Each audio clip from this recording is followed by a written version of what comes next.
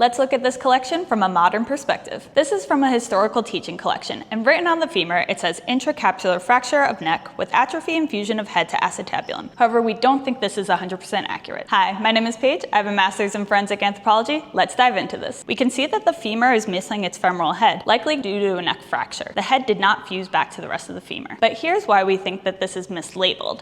We don't see any remnant of the femoral head in this acetabulum. We still have that nice concavity. So we don't believe that the femoral head fused to the pelvis after this fracture. So let's look at what's going on here. We have an obvious lack of the femoral head. However, it's not fused to the pelvis as is claimed by the writing on the femur. We still have the concavity of the acetabulum, which is where they're claiming that the femoral head is fused. We can see a lot of reactive bone change in the area, likely due to the fact that the person wouldn't have been able to walk after losing the femoral head. So there was a lot of ossification of the fibrous cartilage in the area. If we examine a healthy femur, you have this nice round femoral head. But if you have a fracture through the neck of the femur, there's not a lot of blood supply in this area, so it's very likely that it won't fuse back to the rest of the femur. So back to our piece here. So the medical student or the anatomist thought that the head of the femur had fused to the pelvis. This likely is because you can see kind of a differentiation of this acetabulum from the rest of the pelvis. However, that was likely just the ossification of the articular cartilage after the femoral head was lost. When the femoral head was disconnected from the rest of the femur and the pelvis, it likely lost blood supply, leading to avascular necrosis, which is just bone death due to the lack of blood supply. Likely a surgeon went in and surgically removed it to salvage the rest of the femur and the pelvis so that the person wasn't in as much pain. This is done in cases where people are non-ambulatory already, since they won't be able to walk unassisted after this procedure. The procedure where you would remove the femoral head but leave the rest of the femur and the pelvis intact without any kind of arthroplasty is referred to as a Girdleston procedure. It is estimated that there are 20,000 to 30,000 cases of avascular necrosis of the femoral head in the US each year.